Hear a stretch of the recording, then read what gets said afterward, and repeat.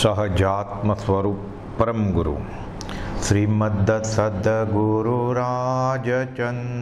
पद वंदो सहज समाधि चही सद्गुरु चरणे चित्तवसो मुझ एज भावना हृदय रही देह छता जेनी नित्य वर्ते देहातीत अपूर्व दशा ते भगवंत निरंतर भजता दोष रहे कहो केम कशा। श्रीमद् सद्गुरु राजचंद्र पद चंद्र चंद्रिका समचल के सहु संशय टाळक बाळकना वंदन करूँ उमळ के त्रिविध ताप बाळे कळी काळे महामोह मुंजवी मारे सुरतरु सम सद्गुरु जीवने त्या आश्रय दईने उगारे सुरतरु सम सद्गुरु जीवने त्या आश्रय दईने उगारे। वचनामृत 609 मुंबई जेठ 1951। કુપોદેવે આ મુમુક્ષુ દશા કોને કહેવાય, અધ્યાત્મનો ખરો જિજ્ઞાસુ કોને કહેવાય, આત્માર્થી કોને કહેવાય, આત્મસિદ્ધિમાં આત્માર્થીના જે લક્ષણ આપ્યા છે અને ઈચ્છે છે જોગીજન અંતિમ સંદેશમાં પ્રથમ ભૂમિકા, બીજી ભૂમિકા એટલે મધ્યમ ભૂમિકા અને ત્રીજી ભૂમિકા એ મુમુક્ષુ કેવો હોય એનું આ સ્ટેપ બાય સ્ટેપ પગથિયા રૂપે 13 કોલમ કરીને આપ્યું છે કે જો આમ કરે તો જીવ મોક્ષ વયો જાય અને આમ કરે તો જીવનું અનંતકાળ સુધી પરિશ્રમ કરે તો એ કલ્યાણ થાય નહીં। એટલે આખી આ સિલેબસ પાઠ્યપુસ્તક કહે તો એમ ચાલે અધ્યાત્મના માર્ગીને। 609 પહેલી કોલમ છે, સહજ સ્વરૂપે જીવની સ્થિતિ થવી તેને સે વિતરાગ મોક્ષ કહે છે। સહેલામાં સહેલી વ્યાખ્યા, મોક્ષ ઉપર તો પુસ્તકના પુસ્તક શાસ્ત્રના શાસ્ત્રો ભરાય અને પંડિતો મોક્ષ વિશે ઘણું બધું બોલે। સંસ્કૃત અર્ધમાગધી પ્રાકૃતના હસ્તલિખિત પુસ્તકો લાવીને બોલે।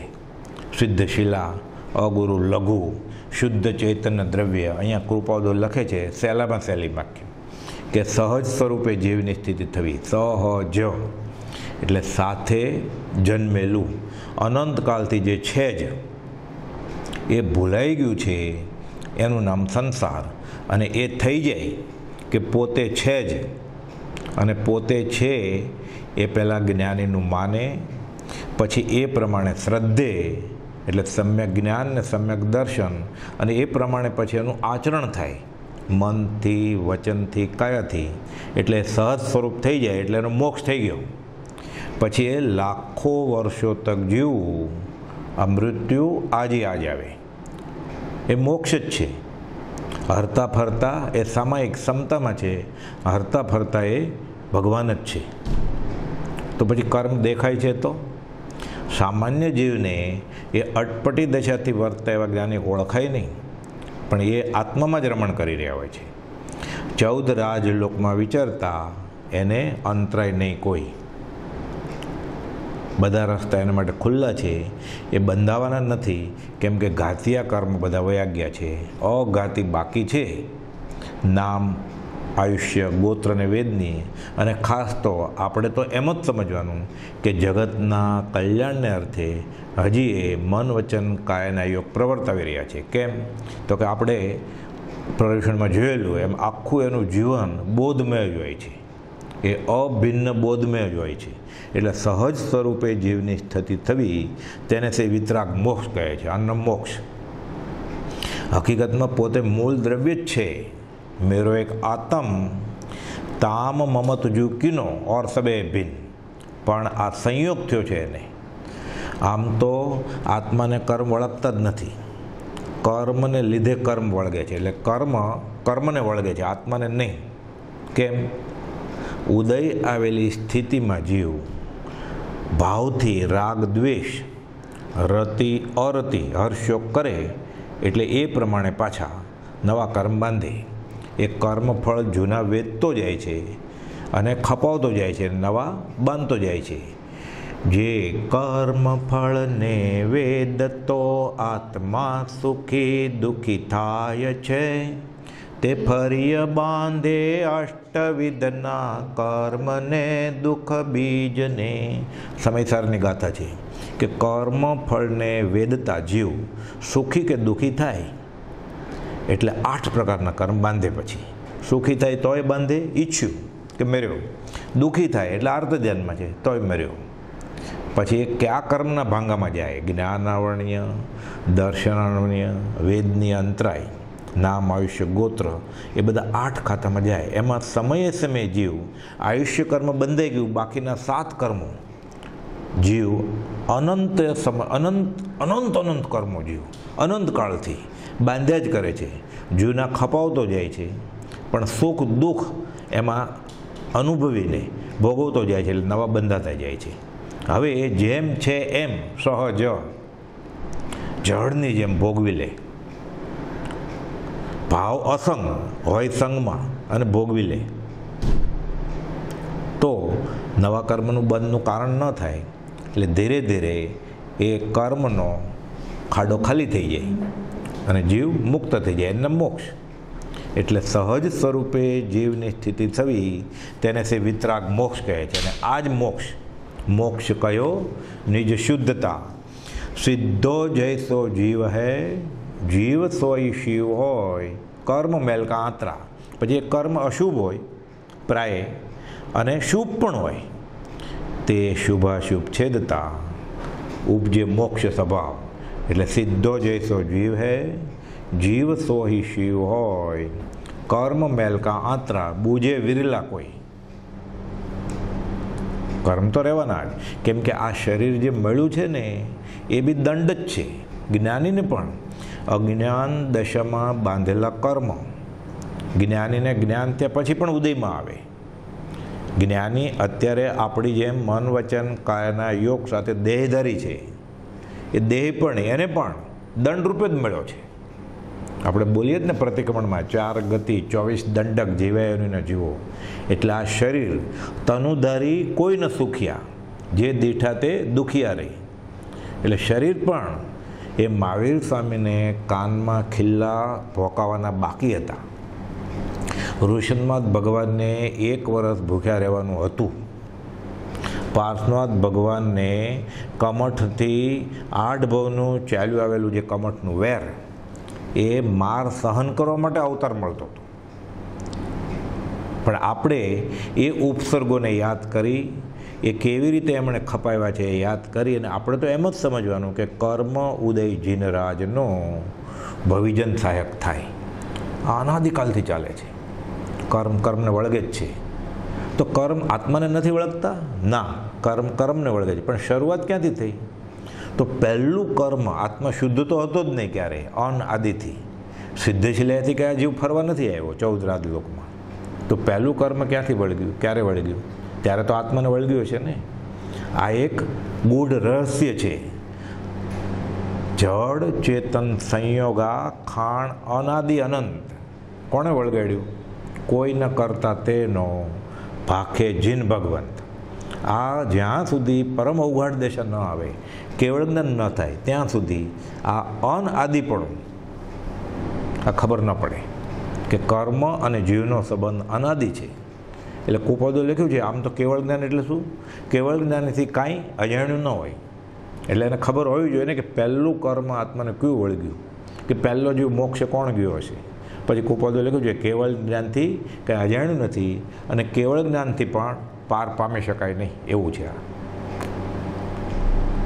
એટલે આ કેવળ જ્ઞાન થાય પછી જ ખબર પડે. પણ જ્ઞાનની શ્રદ્ધાથી મનાય ખરા. બીજું, નજીક, સાવ નજીક એવો આત્માર્થ તો સાવ સહેલો છે. આ તો છેલ્લી વાત છે.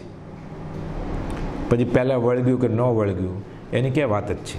એટલે અનાદિકાળથી જે કર્મનો સંબંધ છે એ કેવળ જ્ઞાનથી કાંઈ અજાણ નથી અને કેવળ જ્ઞાન પણ તેનું પાર પામતું નથી. એટલે કૃપાળદેવે આભ્યંતર પરિણામ અવલોકનમાં પોતાની આ ગહન દશાની વાત કરી છે. એટલે એને તો બધું આત્મસાત થઈ જ ગયું છે. પછી લખે છે પરમ અવગાઢ દશા આવ્યા સિવાય આ સમજાય નહીં, આ ગળે ઉતરે નહીં. પણ આપણે એનાથી ઘણો નજીકનો આત્માર્થ અત્યારે આરાધીએ, સદાચારમાં રહેવાની કોશિશ કરીએ, સંયમ 5 ઇન્દ્રિયો અને 6ઠા મનને કાબૂમાં રાખીએ તોય ઘણું આગળ ઉપર બધું સમજાશે. પછી સમજ પછી બીજી કહીશ જ્યારે ચિત્તે સ્થિર થાય છે. એટલે કહે છે કે સિદ્ધો જૈસો જીવ હૈ જીવ સો હિ શિવ હોય. સર્વ જેવું છે સિદ્ધ સમ. જે સમજે એ પ્રમાણે પછી સમાઈ જાય એ મોક્ષ વયા જાય. એ મોક્ષ અહીંયા જ છે. એટલે 951માં પત્રમાં કૃપાળદેવ કહે છે છેલ્લા પત્રોમાં કે અવ્યાબાદ સ્થિરતા છે, પરમ આશ્ચર્યરૂપ દશા છે. જે સ્વરૂપ છે તે અન્યથા થતું નથી. અમને પણ આશ્ચર્યકારક લાગે છે. સહજ જેમ છે એમ થઈ ગયું છે એમને. આ તો છેલ્લા 951માં પત્રની વાત છે. 167માં પત્રમાં લખેલું ધર્મજના અંબારામ ઉપર પત્ર સંદેશો લઈને અંબાલાલભાઈ અને ત્રિભુવનભાઈને મોકલેલા. તેને કહેજો કે વ્યવહારમાં બેઠા હોવાથી છતાં વિતરાગ છે અને મુક્તાત્મા હોવાથી એને નામ ઠામ ગામ કાંઈ નથી. તો મુક્તાત્મા છે તો બાકીનું બધું એ છે કર્મ પોતે સહજ સ્થિતિમાં છે, મોક્ષમાં જ છે. એટલે મોક્ષ સિદ્ધિશિલાએ હોય પછી પહેલાં ક્યાં હોય? ઝવેરી બજારને ગલ્લે. મુક્તાત્મા હોવાથી એને નામ ઠામ ગામ કાંઈ નથી, પણ વ્યવહારે તેમ છે. એટલે અશરીરી ભાવથી જીવે છે.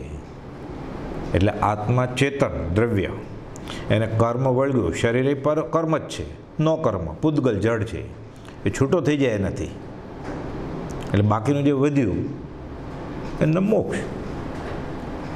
તે તો કહે છે કે અશરીરી ભાવે આ કાળે ન રહી શકાતું હોય તો અમે નથી એમ માનો.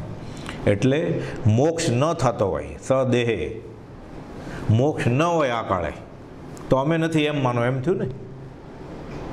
બ્રહ્મચારી લખે છે પછી જીવ્યા જીવન રાજચંદ્ર ભગવાન જો અશરીરી ભાવે દુષ્યમાં આકળી કાળ મારેલો રહે ન જેને દેહધારી રૂપ ભાન જો અવિષમ ઉપયોગી ગુરુ રહો ખ્યાલ મારેલો.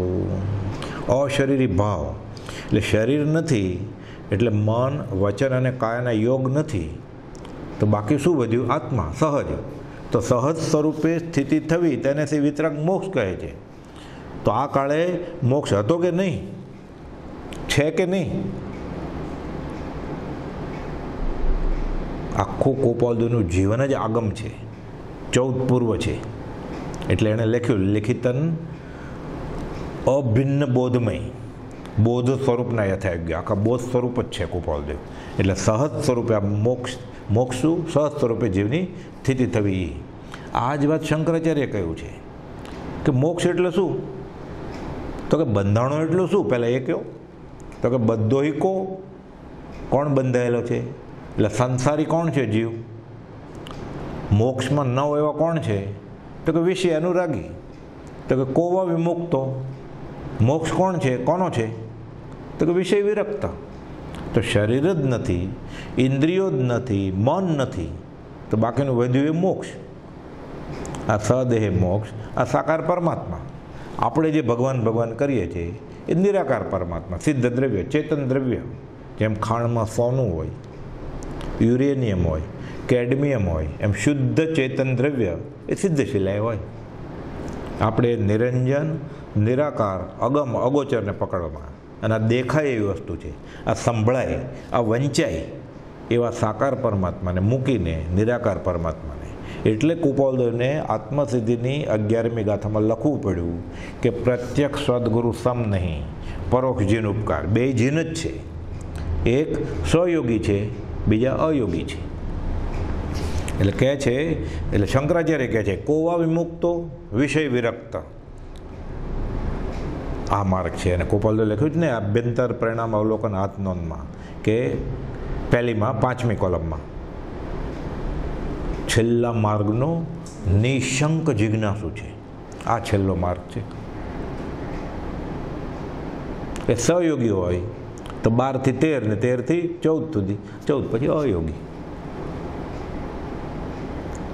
પછી ક્યાં ગુંઠાણા છે, ત્યાં ગુંઠાણા સમજવા માટે છે, ભાવની દશા ઓર છે. હવે બીજી કોલમ આવી કે સહજ સ્વરૂપથી જીવ રહિત નથી તો મોક્ષ જ છે, સર્વજીવ છે સિદ્ધસમ નમો સિદ્ધાણમ, બધા ભગવાન જ છે. પણ ક્યારે? નરકીકરણી નર કરે, નર નારાયણ હોય જ્યારે સમજે ત્યારે. સર્વજીવ છે સિદ્ધસમ, જે સમજે તે થાય, તે સિદ્ધ થઈ જાય, ન સમજે નમ સંસાર. એટલે સહજ સ્વરૂપથી જીવ રહિત નથી, પણ તે સહજ સ્વરૂપનું માત્ર ભાન જીવને નથી, જે થવું તે જ સહજ સ્વરૂપે સ્થિતિ છે. એટલે સહજ સ્વરૂપને જેને ભાન થઈ જાય, વાંચીને સાંભળીને ગોખીને નહીં, પહેલાં એ વાંચે ગુરુની, એમ જાણે સદગુરુ ઉપદેશથી આ સાચી વાત જાણવા મળી, સમ્યક વસ્તુ જાણવા મળી, સમ્યક જ્ઞાન, એને સમ્યક શ્રદ્ધા થઈ. જેમ છે એમ, મને દેખાય છે એમ નહીં, મને સમજાય છે એમ નહીં. હું ધ્યાનમાં બેસું ને મને પ્રકાશ દેખાય, હું ધ્યાનમાં બેસું ને મને અવાજ સંભળાય, એમ નહીં. યથાર્થ જેમ છે તેમ બેફાટ આત્મા અનુભવાય છે. દન 8 થયા. તમે સ્વીકારો તો, પાછા સિક્કો મારો તો. યથાર્થ જેમ છે એમ, એટલે સહજ સ્વરૂપથી જીવ રહિત નથી, છે જ. એટલે એવી શ્રદ્ધા આવે અને પછી એ પ્રમાણે એના પરિણામ થાય, આચરણમાં, સ્વભાવમાં આવી જાય. વિભાવમાંથી સ્વભાવમાં, પછી એના મન વચન કાયના યોગ પૂર્વ પ્રયોગે પ્રવર્તે. એમાં એને ગમો અણગમો, ઈચ્છા અનિચ્છા, રાગ દ્વેષ, રતિ અરતિ ન હોય તો સહજ સ્વરૂપ કહેવાય. આ સાકાર પરમાત્માનું રૂપ. હવે એને કોક વિરલા ઓળખી શકે. બધા કાંઈ આવા ત્રિલોકના નાથ વશ થઈ ગયા હોય ને અટપટી દશાથી વર્તે તો બધા ન ઓળખી શકે કંઈ.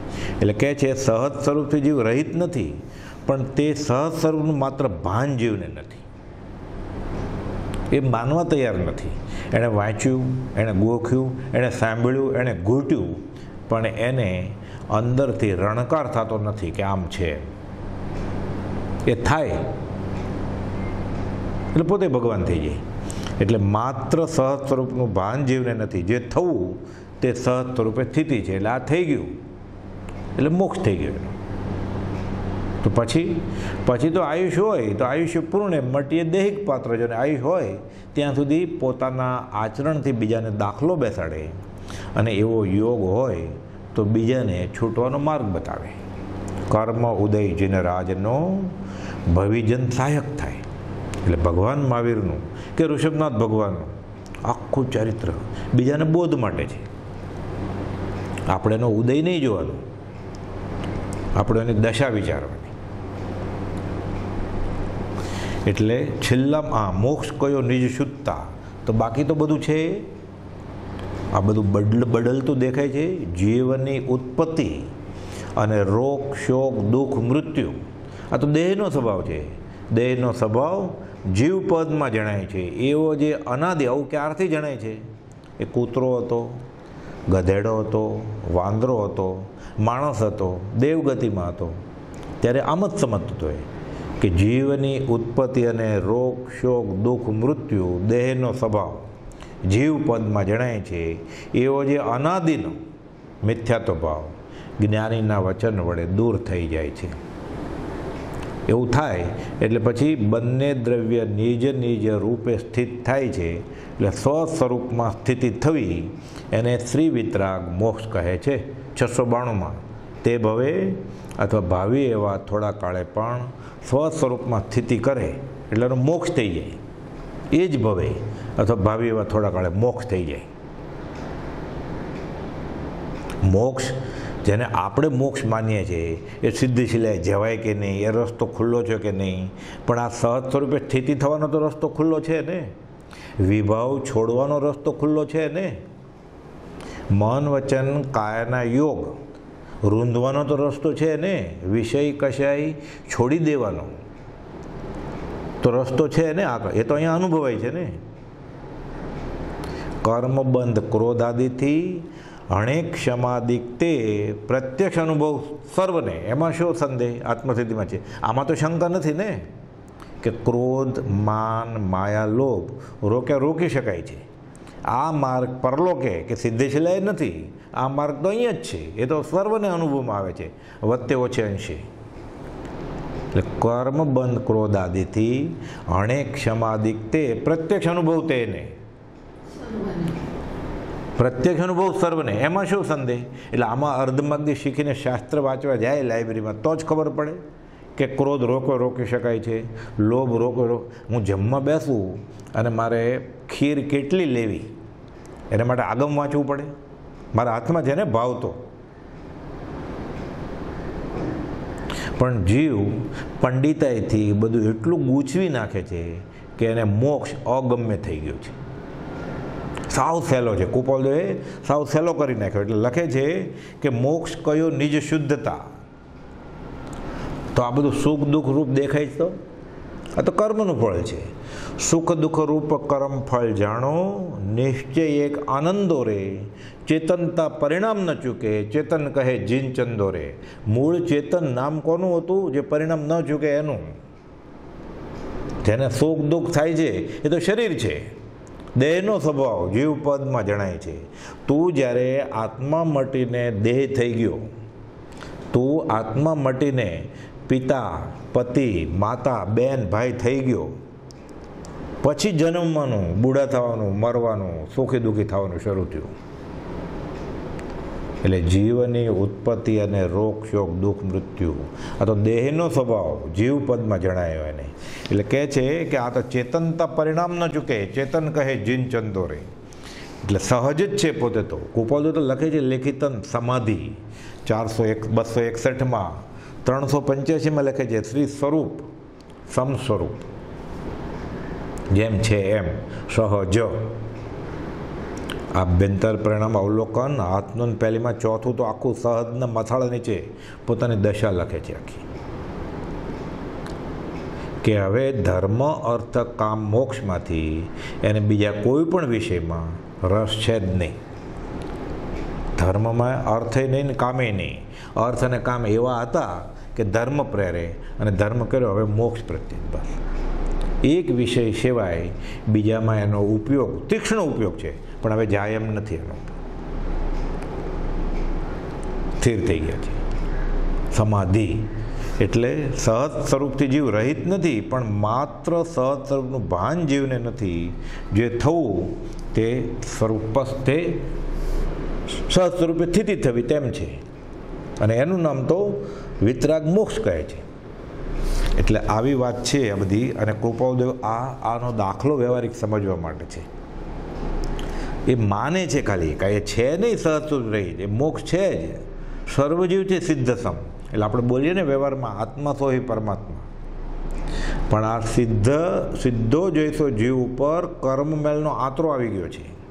એટલે આ જૈન ધર્મની મોટામાં મોટી શોધ છે જ્ઞાન આવરણીય કર્મ, દર્શન આવરણીય કર્મ. લેવા જવાનું નથી, છે જ, ઢંકાઈ ગયું છે. એ કચરો જાય એટલે બાકીનું જે વધે એ પોતાનું સ્વરૂપ. તો એ કચરા સાથેનું પોતાનું સ્વરૂપ માને છે, એનું નામ સંસાર. અને એ કચરો નીકળી ગયો એટલે સંગના યોગ, એટલે સહજ સ્વરૂપથી જીવ રહિત છે જ નહીં, પણ તે સહજ સ્વરૂપનું માત્ર ભાન નથી. એ માને છે કે હું આ છું, અને માન્યતાથી આખો સંસાર ઊભો થયો. ઊંટ બંધાણો, ગુજરી ભરાઈ, એટલે પશુ ગાય ભેંસ બકરા ઘેટા ઊંટ બધું વેચાય. આમાં ઊંટનો ગોવાળ 25 ઊંટ લઈને વેચવા જાય છે, આખું ટોળું લઈને ઉપડ્યો હોય તો બધા. હવે રસ્તો તો લાંબો, એટલે દોરડાને બધું સાથે લીધેલું, રાત આવે વિસામો ખાવા બાંધવા માટે. એટલે જાતા બીજા ગામે જતા વચમાં સંધ્યાકાળ થઈ જાય છે અને કે હવે ત્યાં રાત્રિ વાસો કરું, સવારે વહેલો ઉઠીને નીકળી જાય છે. એટલે બધું ભાતું છોડે છે, ખાય છે અને વિચાર કરે છે હવે રાત પડી તો થોડો આરામ કરી લો, પગપાળા મુસાફરી હોય કે થાક ખાઈ લો અને ઊંટોને બધાને ભાગી ન જાય એટલે બાંધી લઉં. એટલે દોરડા તો લાવ્યો જ તો હારે, એટલે ખિલ્લા ઠોકી અને ઊંટના ગાળિયા બાંધીને બાંધવા માંડ્યો. એક પછી એક 24 ઊંટ બંધાઈ ગયા. રાત થયેલી, બધા થાકેલા ઘણી લાંબી, એટલે બધા ઊંટ બેસીને તો બેઠા સૂવા માંડ્યા. 25મું ઊંટ ખાલી રહી ગયું, ઊભું જ રહે. એને બાંધવું કેવી રીતે? દોરડું નહીં. હવે આ જંગલમાં રાત પડવા આવી છે, કોણ ક્યાંથી લાવવું દોરડું? આજુબાજુ જોયું, એક ઝૂંપડું દેખાણું સંન્યાસીનું. ત્યાં જાય છે. બાબાજી તો ક્યાં માંગતા હે? તો કે એક દોરડું જોઈએ છે મારે. તો કેમ? જંગલમાં દોરડાનું શું કામ છે? તો કે ઊંટ બાંધવું છે, કે હું લાવેલો એક ઘટ્યું છે મારે. તો કે અહીંયા કે મારી આગળ એવું કંઈ દોરડું ખિલ્લા કંઈ છે નહીં. આ તો મૂંઝવણ, હવે કરવું શું? તો કે હું ક્યાં જાઉં? તો કે તારો પ્રોબ્લેમ છે, આ સમસ્યા એ હું સોલ્વ કરી દઉં. કેવી રીતે? તો કે ત્યાં બીજા કેવી રીતે બાંધ્યા? તો કે ગાળીઓ બાંધ્યો. કે આને બાંધી લે. તો કે પણ મારી આગળ ક્યાં છે દોરડું? તો કે તું એની આગળ જા, ખિલ્લો ઠોકવાની ક્રિયા કર અને આમ કર કે બંધાઈ જશે.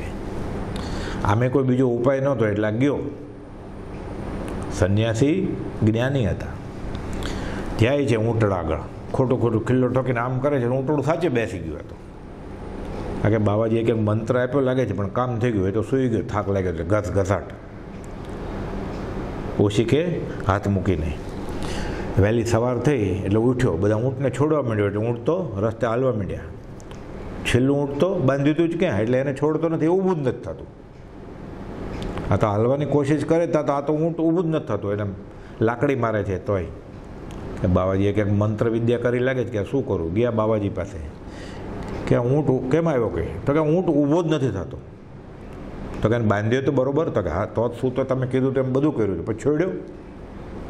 તો કે તમે ક્યાં મને દોરડું આપેલું કે મેં બેને બાંધ્યો હતો? પણ તે એમ બધું કર્યું હતું ને, હવે છોડ જાય એને. એટલે છોડવાની ક્રિયા કરે છે, ખિલ્લો કાઢે છે, ગાળીઓ છોડે છે, ઊંટ ઊભું થઈ ગયું, બધાને હારે હાલવા માંડ્યું. એટલે સહજ સ્વરૂપથી જીવ રહિત નથી, માત્ર સહજ સ્વરૂપનું ભાન જીવને નથી. આ ભાન થાય જ્ઞાનીની કૃપાથી. જે થવું તે સહજ સ્વરૂપે સ્થિતિ છે. એટલે આ જ્ઞાનીનું માને કે હું દેહ આદિ સ્વરૂપ નથી, દેહ સ્ત્રી પુત્ર આદિ કોઈ મારા નથી, શુદ્ધ ચૈતન્ય સ્વરૂપ અવિનાશી હું આત્મા છું. અત્યારે સમજાય એમ નથી, ગળે ઉતરે એમ નથી, પણ પહેલાં પરોક્ષે માનવું જ પડશે. એ માનીને પછી એ પ્રમાણે શ્રદ્ધવું પડશે. અને ખાલી શ્રદ્ધાય થાય તો કામ થાય નહીં, એ પ્રમાણે આચરણે કરવું પડશે પછી. એટલે જ્ઞાનીએ જે સદાચાર કયા હોય, જે વિષય કશાયને છોડવાના માર્ગ કયા હોય, એ બધા સેવવા પડે પછી રસ્તા. તો આ થાય. જે જ્ઞાનીને થયું છે એ પોતાના અનુભવમાં આવે. એટલે કહે છે કે જીવ ખાલી આ માને છે, હકીકતમાં એ બંધાણો છે જ નહીં. પણ એ ક્યારે થાય? જીન થઈને જીનને આરાધે તો. જીન થઈ જે જીનવર આરાધે તે સહી જીનવર હોય રે, ભૃંગી ઇલિકાને ચટકાવે તે ભૃંગી જગ જોવે રે. ઇલેક્ટ્રિકના પ્લગમાં ભમરી ઈળ મૂકે અને માટીથી બંધ કરી દીધું હોય, આપણે એમ થાય અંદર ઓલી બફાઈ જશે. એ સેવે છે એને. પછી અમુક વખત થાય એટલે પાછું કાણું પાડે અને પછી ચટકો મારે એને. એ ઈળને પાંખ ઉગી ગયું હોય, પણ હજી પાંખ બીડાયેલી હોય, ઉડતા આવડતું નથી. અને પ્લગના કાણામાં ઉડે ક્યાં? અને ઉડતાનો આવડે છે ક્યાં? પછી જ્યારે ભમરીને એમ લાગે સમય થઈ ગયો છે, એનું માપ હોય, એટલે માટી કાપીને અંદર ડંખ મારીને ઉડી જાય પાછી. હવે ભમરીના જે ઈયળ મૂકેલી ઈયળને પાંખ તો આવી જ ગઈ છે, એવો ડંખ મારે એટલે આને ચીસા બળતરા થાય. એટલે ભમરી ભમરી ભમરી એમ કરતાં કરતાં પાંખ ખુલે, એ ભટકાય અંદર કાણામાં, બહાર આવી જાય ને ઉડે. તે ભમરી જગ જોવે છે. એમ જીન થઈ જીનવર જે આરાધે. જીન એટલે 5 ઇન્દ્રિયો કાબૂમાં રાખે. છઠ્ઠું મન કાબૂમાં રાખે. મન કાબૂમાં રાખે તો ઇન્દ્રિય કાબૂમાં રહે.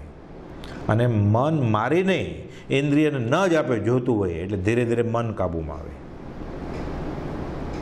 પ્રભુજી શીખવાડતા સાદી રીતે આ કેમ કરવું હોય.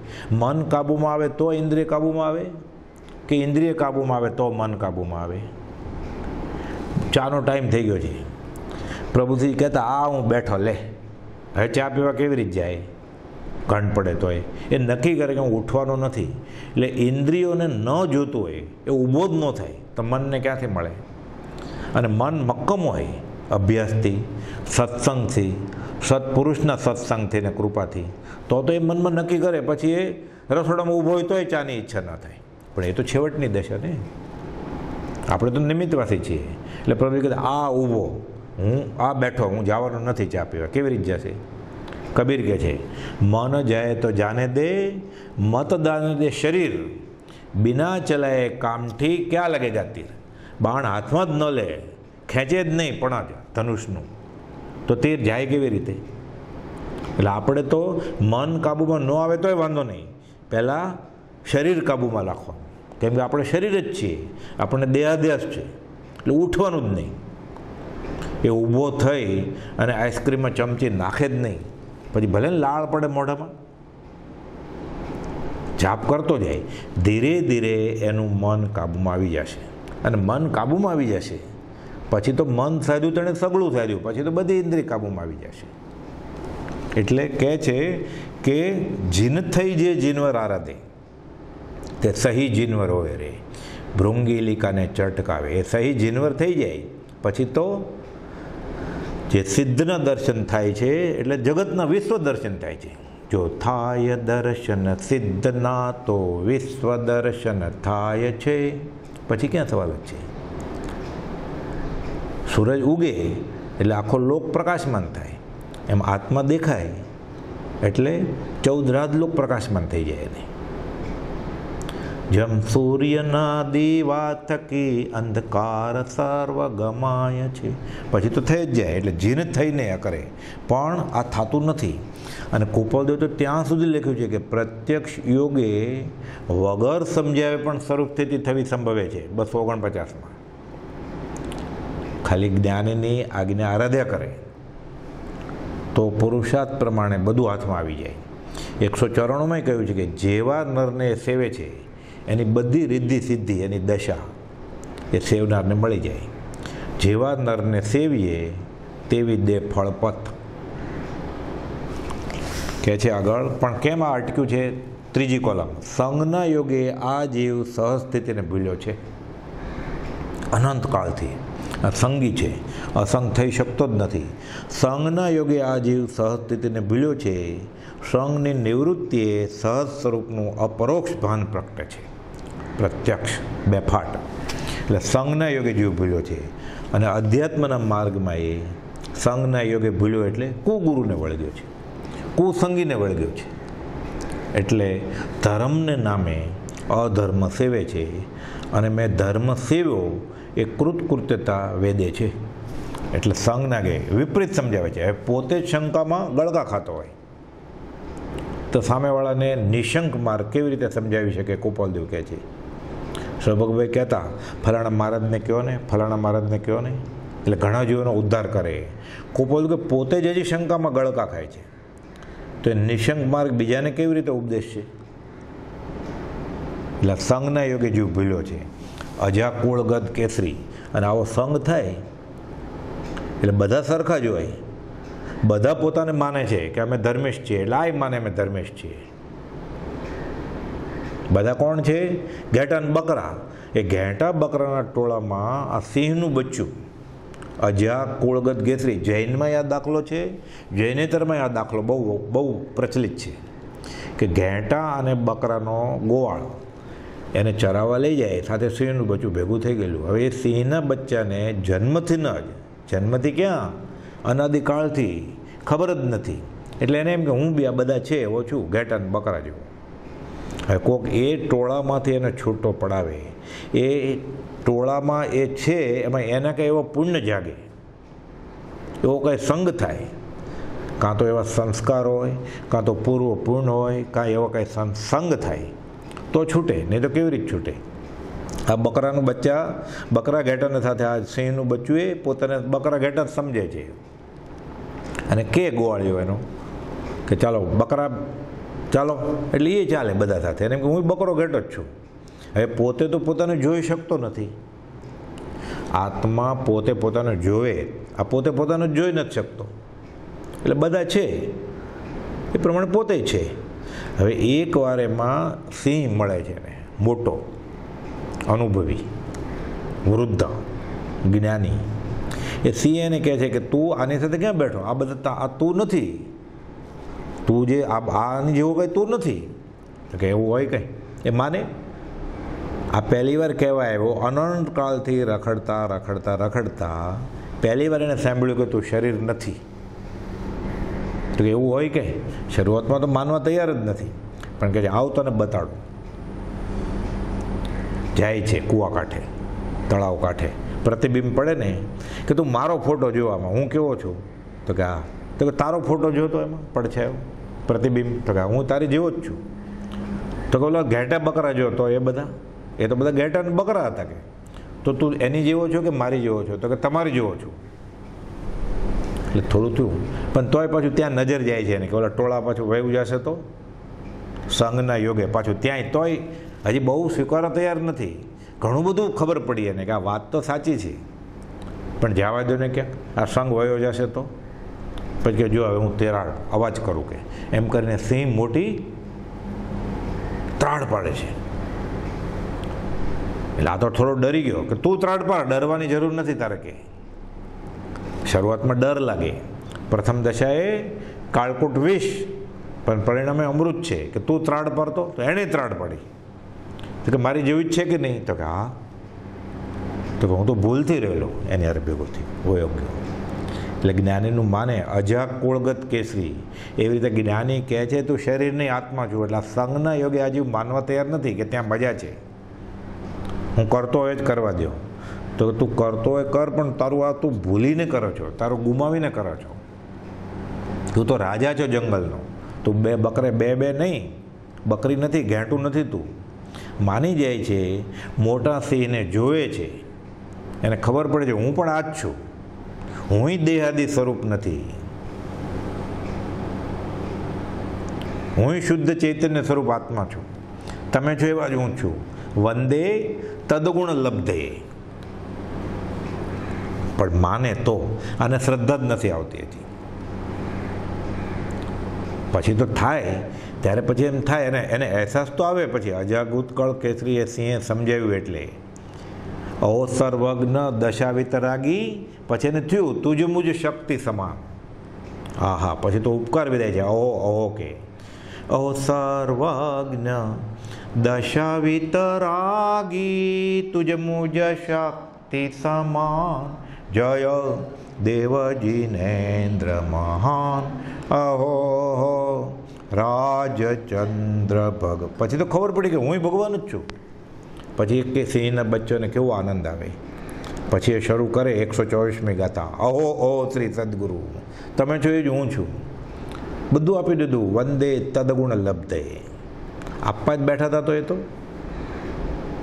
કહે છે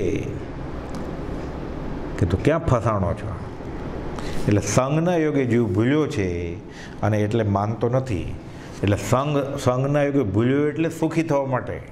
ઓલો કેમ ફરતો તો ઘેટા બકરાના ટોળા સાથે, એમાં સુખી થવા માટે પરણ્યો, સુખી થવા માટે સંતાન પેદા કર્યા, સુખી થવા માટે પરિગ્રહ ભેગો કર્યો. એટલે ખબર પડી એને, અને લક્ષ્મી વધારી, કુટુંબ વધાર્યું, અધિકાર વધાર્યો, પરિવાર વધાર્યો. શું વધ્યું? લક્ષ્મી અને અધિકાર વધતા શું વધ્યું તે તો કહો. શું કુટુંબ કે પરિવારથી વધવાપણું એ નય ગ્રહો. વધવાપણું સંસારનું નરદેહને હારી જવો. એનો વિચાર નહીં અહો એ કપાળ તમને હવો. 16 વર્ષની ઉંમરે કૃપાળદેવે મોક્ષમાળામાં લખ્યું. અત્યારે 16 ક્યાં, 16 અને 32 વર્ષથી આપણે વાંચતા હોઈએ, હજી આપણને ગળે ઉતરે. અજા કુળગત કેસરીની જેમ કે લક્ષ્મી વધી, અધિકાર વધ્યો, કુટુંબ વધ્યું અને પરિવાર વધ્યો તો હું નરદેને હારી જઈશ ને દુઃખી થાય છે એવું હોય? તો એ આનંદ આવે પછી એને? પરિવાર વધે, કોઈનો જન્મદિવસ હોય તો જન્મે તો, પછી કમાય તો, પછી પ્રમોશન સત્તા વધે તો, આસિસ્ટન્ટ હેડ ઓફ ધ ડિપાર્ટમેન્ટમાંથી હેડ ઓફ ધ ડિપાર્ટમેન્ટ થઈ જાય તો દુઃખી થાય? એટલે આપણે ખરી મહત્તાનો પાઠ જોઈ લો ને, મોક્ષમાળા પાઠ 17 એમાં. આ તો પૌદ્ગલિક મોટાઈ છે, અને પૌદ્ગલિક મોટાઈ એ મોટાઈ માને એ બધા હલકા છે. હજી આપણને 16 વર્ષે તો કુપોલ લખ્યું, આપણે 32 વર્ષે સત્સંગ કરીએ તો એ ગળે કે ઉતરતું નથી. એટલે જ્ઞાનીની આજ્ઞા કે જ્ઞાનીની વાત હજી ગળે ઉતરતી નથી, મનાતી નથી. કેમ? સંઘના યોગે જીવ ભૂલ્યો છે. આપણે સર્ટિફિકેટ લોક સંઘને આપણો ધ્રુવ કાંટો છે. લોક દ્રષ્ટિનું વિચક્ષણપણું, લોકમાન્ય ધર્મ શ્રદ્ધાવાનપણું, લોકો કહે એ કરીએ એટલે લોકો ધર્મિષ્ઠ કહે. અને વ્યવહારમાંય મોટું ઘર હોય તો સુખી ગણાય, ઘણી પ્રોપર્ટી હોય તો સુખી ગણાય, મોટું ભર્યું ભાદરું કુટુંબ હોય તો સુખી ગણાય, એને સુખી ગણે છે. એટલે ગૃહ કુટુંબ આદિ પરિવાર, અલંકાર આદિ આભરણ, લોક દ્રષ્ટિનું વિચક્ષણપણું, લોકમાન્ય ધર્મ શ્રદ્ધાવાનપણું, આ પ્રત્યક્ષ ઝેરનું ગ્રહણ છે. 729માં કુપોલદેવ કહે છે. આપણને હજી ગળે ઉતરે છે? ભક્તિ ફળતી કેમ નથી? કુપોલદેવ સહજમાં સ્વરૂપ છે, સાવ સહેલું છે કે છે. સમજ પીછે સબ સરળ હે. તો આને અસરળ કેમ થઈ ગયું છે? જ્ઞાનીની નાનામાં નાની વાત અનુભવની આ જીવ સ્વીકારી શકતો નથી. કેમ? સંઘના યોગે જીવ સહજ સ્થિતિને ભૂલ્યો છે, એને સંગ જ એવો છે. અને ધર્મ નામે પણ જેને મળ્યો છે, જેને વળગ્યો છે, એ ગુરુજી પણ એ જ છે, કુગુરુ છે. એનો વિચાર વિવેકપૂર્વક શાંત ભાવે કરે અને વચનામૃત, આ જ કુપોલદેવ લખેલું. પ્રભુશ્રીજી કહેતા આ જ બધું, આ જ હાથીનું પગલું. આમાં બધા જ્ઞાની આવી ગયા, આમાં તીર્થંકર આવી ગયા, આમાં ગુરુજી આવી ગયા, આમાં સત્પુરુષ આવી ગયા, આમાં બધું જ આવી ગયું, બધા દેવ આવી ગયા. હવે એ વચનામૃતને આધારે વિચારે જીવ કે સંઘના યોગે મારી કઈ દશા થઈ છે, તો પછી એને આ લાગે. નહીં તો જે લક્ષ્મી અધિકાર કુટુંબ પરિવાર વધે, આ તો માર ખાવાનું છે. એ તૂટી ગયો છે. બહુ બેટિયા દો નારી ભરથાર, ઇનકો કોઈને મારીએ, મારી રહ્યો કિરતાર. એને નસીબ જ એને મારે છે. આ માર પડે છે, આ દંડક છે. એને એમ કે હું સુખી થયો. આ ગળે કેમ ઉતરે? ઘણા લાંબા કાળના સત્પુરુષના બોધ પછી એવો સત્સંગ હોય, માથે કોઈ એવા પરમ સત્સંગી મળે, સત્પુરુષ મળે. સત્પુરુષ મળ્યા હોય તો એને આદરે, શ્રદ્ધે તો કામ થાય. જૈસે તો મિલા તૈસા, તૈસે કો મિલા તાય, તીનો મિલ કે પપોડી બજાય. પ્રભુશ્રીજી કે આ જાય છે જ વ્યવહાર માટે. જ્યાં જાય છે ધર્મ નામે વ્યવહાર માટે, ત્યાં વ્યવહાર એનો પોષે છે. તાળામાં ચાવી બેસી જાય છે અને અનંતકાળથી જે કરતો હતો એ કર્યા કરે છે. અને મૂળ જે કરવાનું હતું એ કરી નથી શકતો. કરવું હતું તે ના કર્યું, પ્રમાદ કેરા જોરથી, સૌ દોષ મુક્તિ પામવા માગુ ક્ષમા હું હૃદયથી. એ મીઠામી દુકડમ કર્યા કરે. હમણાં પર્યુષણ ગયું ને, પણ આ ક્યાં? આ પોતે પોતાની માફી માગવાની છે. પણ આ સંઘના યોગે જીવ ભૂલ્યો છે. ઓલી ક્રિયા દેખાય ને, 10 જણાને મળી આવે, 10 જણાને કાર્ડ મોકલી દે, 10 જણાને મેસેજ કરી દે એટલે ગણાય. અને એને 10 ના આવે એટલે આનંદ આવે. પોતે પોતાનો જ વેરી છે. આ તો હજી સમજાણું નથી. પગે બળી ને ડુંગરે ચડવું છે એને હજી. પોતે પોતાનો વેરી, આ કોને કહેવું? તકલીફ હોય તો પોલીસ સ્ટેશનમાં કમ્પ્લેન કરે. આમાં કોને ફરિયાદ કરે? પોતે પોતાનો વેરી છે. એટલે સૌને આ સંઘે ભૂલ્યો છે. આ સંઘના યોગે એ તો માર પડે, પકડાઈ જાય, એને ખબર પડે હું ગુનો કર્યો છું મેં, તો થાય. એક ચોર ચોરી કરવા ગયેલો, સંધ્યા થઈ એટલે ઘરમાં પેસી ગયો. હવે એ પટેલને બે બૈરા તો કરેલા પટેલે, સંતાન નહોતું થતું એટલે, પણ સંતાન કાંઈ થયું નહીં. જાઓ જલાલી ઘણી, ઘર મોટું, એટલે ચોર બેસી ગયો કે આ જંપે પટેલને પટલાની એટલે ચોરી કરું. એમાં એણે વારા રાખેલા, ભાઈ સોમ મંગળ બુધ, એટલે સોમ બુધ શુક્ર આ બીજી પટલાની પણ નવી પરિણ્યો તો એને આગળ, અને મંગળ ગુરુ શનિ આને માટે. હવે વાત એવી થઈ એમાં કે પટેલ દાદરા ઉપર પહેલે માળે નવી પત્ની રહે ઝરૂખાવાળું ઘર, અને નીચે જૂની. ચોર તો ઘૂસી ગયો અને કોઠીમાં આડો બેસીને સાંભળે કે આ બધા સૂઈ જાય, આડા પડે પછી તિજોરી તોડું. એમાં પટેલને ઉપરવાળી પટલાણી બોલાવે છે દાદરા ઉપરથી કે ઉપર આવો, આજે હટ પકડી આવે.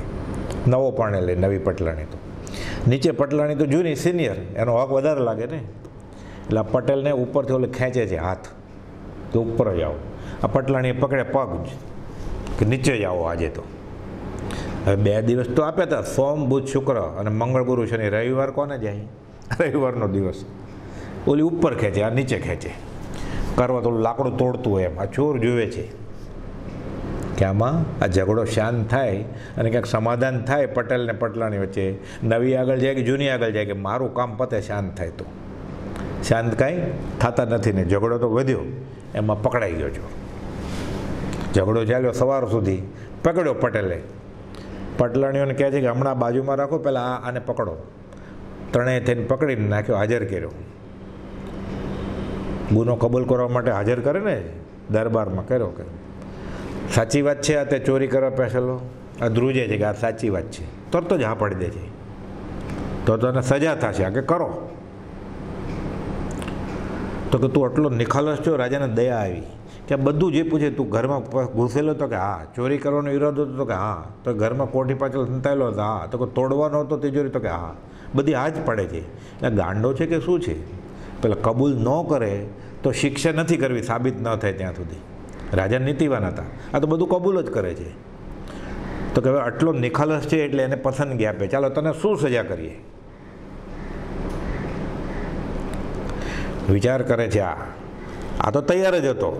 રાજા વિચાર કરે છે કે આ શું માગે, જોઈએ તો ખરો આટલો નિખાલસ છે. તો એટલે ખબર પડે કે આ ઢોંગ કરે છે કે સાચે નિખાલસ છે. એટલે આ પટેલ કહે છે, આ ચોર કહે છે, હે હાથ જોડીને કે તમારે જે સજા કરવી એ કરજો, મને 2 બૈરા પાડો તો નહીં. આ એવું સંઘના યોગે જીવ ભૂલ્યો છે. અહીંયા તો પરણવા માટે, સંસાર વધારવા માટે, પરિગ્રહ વધારવા માટે એ ધર્મ કરે છે. પરિગ્રહ વધારવા માટે એ દેવી વિતરાગ ભગવાનને પૂજે છે. પરિગ્રહ વધારવા માટે ગુરુજી આગળ જાય છે, સાધુ આગળ જાય છે, અને એને મંત્ર તંત્ર માદળિયા બાધા બધું મળે પણ છે. પછી સહજ સ્વરૂપે જીવની સ્થિતિ એને મોક્ષ ક્યાંથી મળે? રસ્તો જ મૂળમાં જ ભૂલ છે ત્યાં, અને કોઈ કહેતો નથી. જ્યાં જઈને પૂછીએ, સૌ સ્થાપે અહમેવ તરતમ જોગેરે તરતમ વાસના. 2 શાસ્ત્ર વધારે વાંચ્યા હોય એટલે થોડી સંસ્કૃતની વાત કરે, થોડી અર્ધમાર્ગની વાત કરે, ત્યાગ વેરે અને આશીર્વાદ આપે. આ બિચારો અનંતકાલથી રખડતો હતો, એ દેવું ઘટાડવા ગયો હતો, સુખી થવા ગયો હતો, દુઃખી થઈને આવે છે પાછો. એટલે સંઘના યોગે જીવ ભૂલ્યો છે. એટલે જ્યારે સમજાય છેલ્લે કે હું આ નથી, 537નો છેલ્લો પેરેગ્રાફ, કે આ પર દ્રવ્ય જ હું નથી, પર દ્રવ્ય હું છું એ માન્યું એટલે હું શરીર છું એટલે દેહ, હું શરીર છું એટલે દેહના વિકાર. એમાંથી આખો સંસાર ઊભો થયો. અને જ્યાં એનાથી મુક્ત થયો કે હું શરીર નથી એવું સમજવા માટે કોઈ જાય છે મંદિરમાં, તીર્થયાત્રામાં, ડુંગરે એટલે ચડે છે સમજ શિખરને, પાલીતાણાને, ગુરુજી આગળ એટલે જાય છે. કોઈ પૂછે છે કે ગુરુજી મને આ ગળે ઉતરતું નથી કે હું શરીર નથી આત્મા છું, આ સમજાવો ને. એ પ્રોબ્લેમ લઈને જાતોય નથી અને એ સમસ્યાનો ઉકેલ કોઈ માગતું નથી, કોઈને આગળ છે પણ નહીં, એટલે પછી વ્યવહારિક ઉકેલ આપે છે બધા. એટલે સંઘને યોગે જીવ ભૂલ્યો છે. એટલે આવો મોક્ષ જોઈએ છે એને. અને પછી ત્યાં જે ક્રિયા મળે, કહેવામાં આવે મંત્ર તંત્ર, દેવીને પૂજવાનું, ક્રિયાઓ કરવાની, અરે વ્યવહારિક સુખ માટે ભક્તમર કરવાનું, વ્યવહારિક સુખ માટે કલ્યાણ મંદિર સ્ત્રોત કરવાનું, ઉવસગર બોલવાનું, વ્યવહારિક સુખ માટે પછી યાત્રા કરવાની, આ ધર્મના ખાતામાં નાખે છે. આ તો જ્ઞાન આવરણીય અને દર્શન આવરણીય કર્મનું બંધ થાય છે આમાં એને. અને તીર્થંકર ભગવાન અને વિતરાગના માર્ગની આશાત્મા કરે છે કે જેને માટે છે જ નહીં. આ તો સંસાર છોડવા માટેનો ધર્મ હતો. એટલે ગોપાલદેવે આ પત્રમાં આખું વચનામૃત, આખો જૈન ધર્મનો સાર ઠાલવી દીધો છે કે આટલું સહેલું છે છતાં આટલું દુર્ગમ્ય, અગમ્ય જેવું કેમ થઈ ગયું છે. આ કે મૂળમાં જ ભૂલ છે. જે વસ્તુ માટે તે જવા નથી. વાત છે સમાજ માટે. મગન બાપા વાત કરતા ડોશીને મોક્ષ જોતો હતો. એક કથામાં ગયા કે મોક્ષ મળે ને તો બહુ સુખ થાય. ડોશી કે આપણે લઈ જ લેવો. હવે મોક્ષ મળતો હોય ને સુખી થવાતું હોય તો ડોશી કે હવે કેટલા ઢસડા કરવા. કે પછી તો ઘણા બધા દિવસો વયા ગયા. એમાં એના કુટુંબીઓ એક બે ગુજરી ગયા, એક બે રહ્યા. ઘણા બધા પશુઓ હતા એ ઓછા થઈ ગયા, ગરીબાઈ થઈ ગઈ, અને એક બે ભેંસને પાડી રહી. હજી ફરીવાર એક કથાકાર આવ્યા, ગામ સાંભળવા જાય છે. અને એ સાંભળવા જાય છે એના આગલા અઠવાડિયામાં જ એ ભેંસની એ પાડી હતી ને એનું બચ્ચું મરી ગયું. એટલે આમ તો દુઃખી, પણ કે મોક્ષ મળે તો સુખ થાય એટલે દુઃખ ટાળવા માટે કથા સાંભળવા જાઓ. કે એમ કરીને ગઈ કથા સાંભળવા. તે બધી વાત આવી મોક્ષની પાછી ઉત્તમ. એટલે ડોશીના આંખમાં તો ચોધાર આંસુ જાય. કથા પૂરી થઈ ગઈ, બધા વિખરાઈ ગયા પ્રસાદ લઈને. ડોશી બેઠી છે, ઉઠતી જ નથી. એટલે મહારાજને મજા આવી કે ઘણા દિવસે કોઈ ઘરાક મળ્યો. કહે છે, ડોશીમાં તમારી આંખમાં આંસુ? તો કે આવે જ નહીં. તો કે તમને મારી કથામાં બહુ રસ આવ્યો. તમારી આંખમાં આંસુ છે? તો કે આવે નહીં. તો કેમ? તો કે મારી પાડી મરી ગઈ. કથાકાર તો અધ્યાત્મ રીતે કહે છે કે હવે તો સારું, તમે છૂટવા માંડ્યા છો, હવે તમારો મોક્ષ થશે. તો કેમ આવું કેમ બોલો છો? કથાકારને કહે છે. તો કે તમારા કુટુંબીઓ ગુજરી જાય, તમારા સગા સંબંધીઓ ગુજરી જાય, તમારા ઘર બાર બધી પ્રોપર્ટી ઓછી થવા માંડે, તમારી ભેંસ, તમારી ગાય બધી મરી ગઈ. તમે કહો છો કે તમારી આ ભેંસે મરી ગઈ અને પાડી બચી હતી એ ગયા અઠવાડિયે મરી ગઈ, કે હવે તમારો વારો, તમે મરી જશો, કાંઈ વધશે નહીં, એટલે તમારો મોક્ષ થશે. ડોશીને ખબર પડી મોક્ષ એટલે શું હોય. એને એમ કે મોક્ષ લેવાની વસ્તુ હશે. હકીકતમાં મોક્ષ લેવાની વસ્તુ છે જ નહીં, મોક્ષ મૂકી દેવાની વસ્તુ છે. અનંત કાળથી જે આ સહજ સ્વરૂપે આત્માએ સાથે ભેગું કર્યું છે કચરો, એ મૂકી દે એટલે બાકી જે વધે એના મોક્ષ છે. તો આ ડોશીને, આપણી જેમ ડોશીને એમ જ હતું આપણે જે છે એમ કે મોક્ષ ક્યાંક લેવાની વસ્તુ હશે. ડુંગર ચડીને, નદીમાં નાહીને, મંદિરની ક્રિયા કરીને, નાચી કૂદીને, માનતા માનીને, કે અનીતિના પૈસા કમાઈને પછી દાનમાં આપીને, મંદિર બંધાવીને આપણે કે મોક્ષ મેળવવાની વસ્તુ હશે, ક્યાંકથી લેવાની વસ્તુ હશે. મોક્ષ તો મૂકવાની વસ્તુ છે. એટલે મહારાજ સમજાવે છે એને, કથાકાર, કે તમારું આ સગા સંબંધી, પ્રોપર્ટી, ઘર બાર બધું વયું જાય, છેલ્લે આ પાડીમાં છે, છેલ્લે તમારું શરીરે છૂટી જશે, દેહ છૂટી જશે, તો તમારો મોક્ષ થઈ જશે. ડોશી કે મારે તો આવો મોક્ષ જોતો નથી.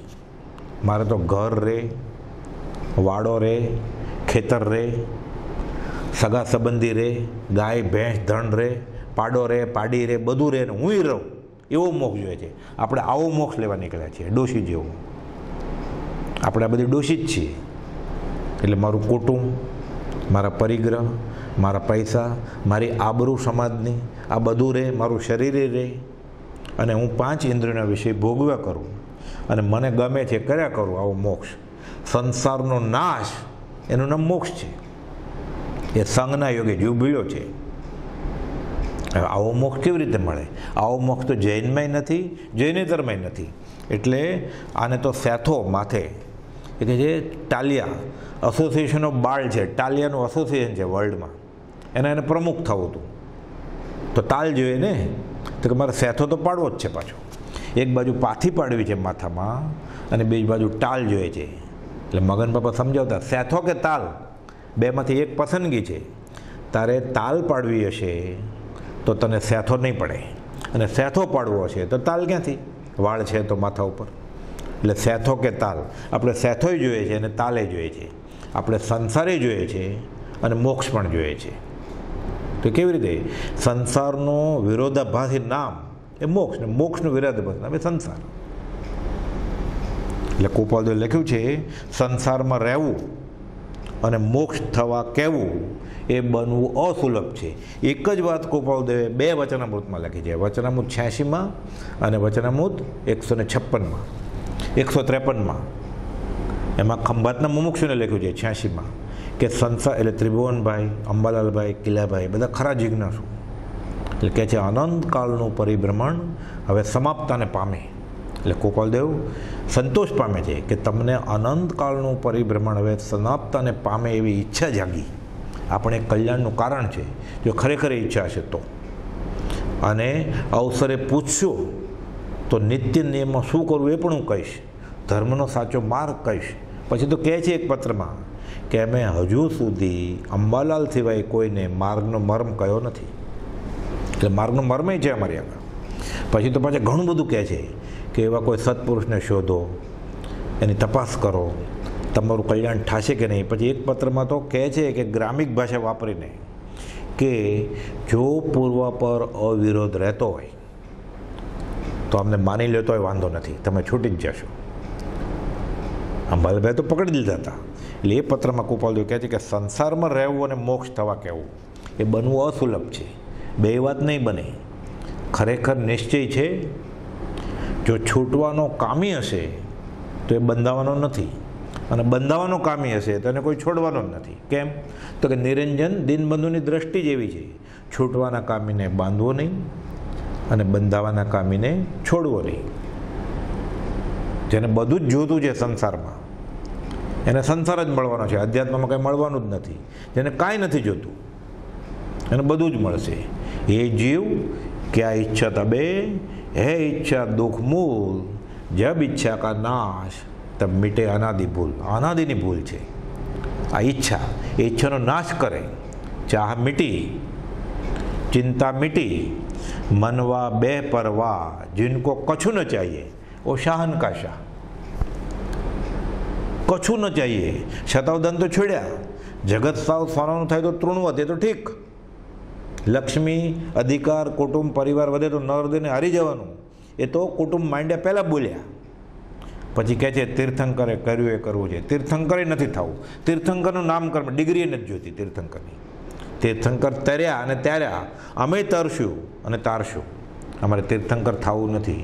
जिसको કછું ન ચાહીએ એ છેલ્લે કર્મની પ્રકૃતિ જ છે ને, ભલે ઉત્કૃષ્ટ છે, ઉત્કૃષ્ટ પુણ્યાનુબંધી પણ પોતે તરે બીજાને તારે. તો અમારે તરવું છે. તીર્થંકર જે સમજ્યા, જે પામ્યા એ બધું જોઈએ છે, એ પામ્યા. ન સમજાય, ન પમાય એવું કંઈ છે જ નહીં. તીર્થંકર થવા ઈચ્છા નથી, કાંઈ નથી જોતું. जिसको કછું ન ચાહીએ વો શાહન કા શાહ. એટલે આ સત્પુરુષ, આવા સત્પુરુષ મળે, આવા સત્પુરુષને આ વાણી પડે. એટલે કૃપાળુદેવ કહે છે બીજું કંઈ શોધમાં એક સત્પુરુષને શોધીને તેના ચરણકળમાં સર્વભાવ અર્પણ કરીને વર્તો જ્યાં. પછી જો મોક્ષ મળે નહીં તો મારી પાસે જ લેજે. એટલે કહે છે સંઘના યોગે જીવ સહસ્થિતિને ભૂલ્યો છે અને સંઘની નિવૃત્તિએ સહજ સ્વરૂપનું અપરોક્ષ ભાન પ્રગટે છે. એટલે આ જ્ઞાની અને આ જ્ઞાનીનું વચન પકડીએ તો અધ્યાત્મ હાથમાં લાગશે અને અધ્યાત્મનું ફળ ચરમસીમા મોક્ષ સહજ સ્વરૂપે સ્થિતિ થઈ જશે. મોક્ષ એ પણ મળશે. તો આપણે શોધવાની જરૂર નથી, આપણે તો મળી ગયા છે. બીજું કાંઈ શોધમાં શાણા ખરા સત પુરુષને શોધી. હવે શોધી એટલે એમાં ઊંડો ઉતાર, એનું શોધન કર.